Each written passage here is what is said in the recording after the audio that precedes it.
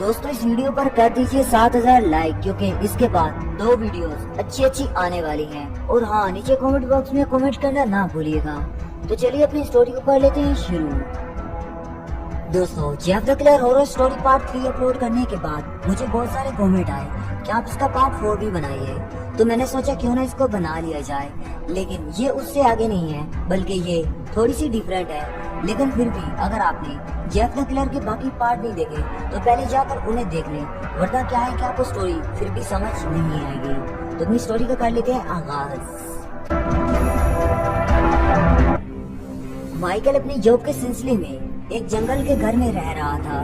लेकिन रात के 10 बजते ही वहाँ पर एक पागल होनी आ जाता था, जो कि बहुत ही ज्यादा हंसने लग जाता था और दरवाजा पीटने लग जाता था। इसी डर की वजह से माइकल ने आज पोटीवा शोंग को कॉल मिलाई थी। और पोटीवा शोंग का ये बहुत ही करीबी दोस्त था, क्योंकि इसने पोटीवा शोंग को अपना कंप्यूटर दिया था।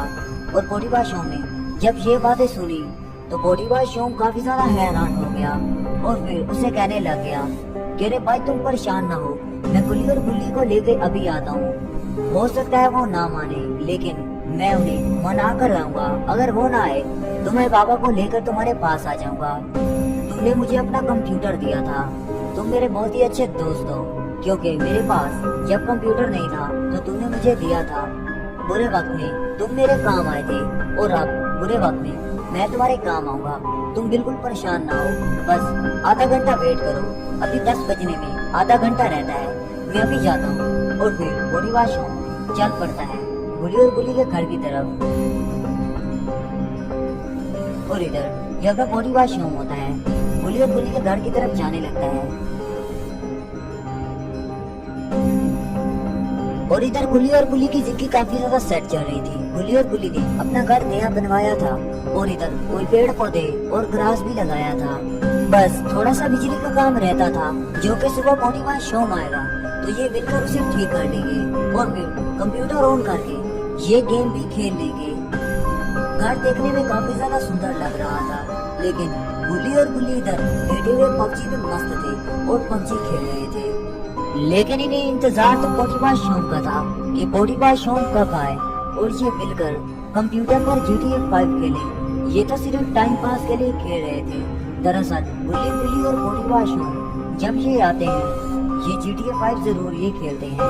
और हाँ, पोटीवा शोंग गेम खेलने के साथ साथ मिस्त्री भी है, वो इनकी लाइट भी ठीक कर देगा। और तभी गुल्ली ने गुल्ली की तरफ देखते हुए कहा, अरे अभी तक पोटीवा शोंग नहीं आया क्या? वो तो अब आने वाला था, तुम्हें कुछ मालूम है क्या? और तभी गुल्ली आगे से कहता है, अरे भाई मेरी मेहनत पर पानी ना फेरो, मैं चिकन डिनर के करीबी, प्लीज मुझे ना बुलाओ, मुझे गेम खेलने दो। उसने सुबह आना है, वो सुबह आएगा। और हाँ, वेट कर लो कुछ। लेकिन इतनी ही देर में वहाँ पर पोटीवा शोंग आ जाता है। अरे भाई, पोटीवा शोंग यहाँ क्या कर रहा है? गुल्ली उठकर देखने लगता है, ये तो सुबह आने वाला था। और फिर ये गुल्ली की तरफ बढ़ने लगता है और ये काफी ज्यादा आज उदास होता है। गुल्ली से देख रहा होता है कि आखिरकार ये उदास क्यों है आज। तभी गुल्ली से कहता है, अरे मेरे भाई शोंग, इस वक्त यहाँ क्या कर रहे हो? इतनी रात के, तुम तो सुबह आने वाले थे। और इतनी देर में गुल्ली वहाँ से उठकर कहता है, अरे इसका चेहरा देखो, ये डरा हुआ लग रहा है, मेरे ख्याल से किसी से चपेड़े खा के आ रहा है। अरे भाई बताओ, किसने तुम्हें मारा? मैं उसे छोड़ूंगा नहीं। तभी पोटीवा शोंग कहता है, अरे भाई पहले मेरी बात तो सुनो, मुझे किसी ने ही नहीं मारा, मुझे कोई मारे मैं उसकी कंटाप ना बजा दूं। मेरे दोस्त माइकल की लाइफ काफी ज्यादा खतरे में है। वो मुझे बता रहा था कि रात को वहाँ पर कोई खूनी आ जाता है और उसके दरवाजे को पीटने लगता है और जोर जोर से हंसने लगता है। ऐसा लगता है कि दरवाजा तोड़कर वो मेरे दोस्त माइकल को मार डालेगा। माइकल मेरा बहुत ही अच्छा दोस्त है, जैसे तुम मेरे दोस्त हो। अब बताओ, क्या मेरी मदद तुम करोगे?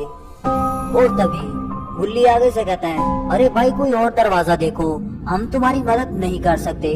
अभी तक हम एक केस में फंसे हुए हैं, वायरस एक्स के केस में। वायरस एक्स का केस हमें जल्द से जल्द सॉल्व करना है, क्योंकि लोग इसके इंतजार में हैं। और तुम जा सकते हो सके तो बाबा को बुला लो। और तभी बुल्ली कहता है, अरे भाई ये हमारा दोस्त है, इसने मुश्किल हालात में हमारी बहुत ही ज्यादा हेल्प की है। अब इसका दोस्त मुश्किल में है तो हमें चाहिए कि हम इसकी हेल्प करें, हमें इसके साथ जाना होगा। अरे पोटी बादशाह, हम तुम्हारे साथ जाएंगे। और ये गोल मुंह वाला बुल्ली भी हमारे साथ जाएगा। लेकिन ये बहुत ही ज्यादा लेट हो चुके थे। इधर जैक द किलर जो था अपनी तैयारी मुकम्मल कर चुका था और आज इसके हाथ में एक बहुत ही खतरनाक हथियार था और आज ये माइकल की जान लेने वाला था, क्योंकि आज ये फुल तैयारी के साथ आया था और ये घर की तरफ बढ़ने लगता है। जेफ द किलर आज बहुत ही ज्यादा गुस्से में होता है और आज जेफ द किलर माइकल को मारने वाला होता है। आज माइकल की खैर नहीं, क्योंकि बुल्ली और बुल्ली को पहुंचते हुए बहुत ही ज्यादा वक्त लगेगा। लेकिन इधर जेफ द किलर शोर मचाना शुरू कर देता है ताकि वो दरवाजा खोल दे और जोर जोर से दरवाजे को तोड़ने लगता है। और इधर जो माइकल होता है उठकर इधर उधर देखने लगता है, क्या फिर मैं क्या करूं, अभी तक तो बुल्ली और बुल्ली नहीं आए और आज ये फिर जेफ द किलर आ गया। लेकिन ये समझ रहा था क्या जेफ द किलर पहले की तरह इसे छोड़ देगा, लेकिन आज जेफ द किलर इसे नहीं छोड़ने वाला था और वो एक किक मारता है, जिस किक के लगते ही दरवाजा टूटकर अंदर की तरफ चला जाता है और फिर माइकल दूसरे दरवाजे की तरफ भागने लगता है, जिसका दरवाजा सीढ़ियों की तरफ है ताकि वो छत पर चला जाए और फिर वहाँ से भाग जाए। लेकिन मुझे नहीं लगता कि आज जेफ द किलर इसे छोड़ेगा, क्योंकि जेफ द किलर पहले भी बुल्ली और बुल्ली के नाम से चिढ़ा हुआ है और आज जेफ द किलर बुल्ली और बुल्ली के दोस्त माइकल को मार कर ही रहेगा। और इधर बुल्ली बुल्ली और पोटी बादशाह अपनी जीप की तरफ बढ़ने लगते हैं, लेकिन इन्हें नहीं पता होता कि जेफ द किलर पहले से पहुंच चुका है और वो अब तक तो माइकल की सफाई कर चुका होगा। लेकिन हो सकता है ये टाइम पर पहुंच जाए और माइकल को बचा ले। तो दोस्तों, आप क्या सोचते हैं, क्या ये माइकल को बचा पाएंगे? हमें कमेंट बॉक्स में जरूर बताइए। इस स्टोरी का नेक्स्ट पार्ट देखने के लिए 7000 लाइक जल्दी से जल्दी कर दें और कमेंट करना ना भूलिए।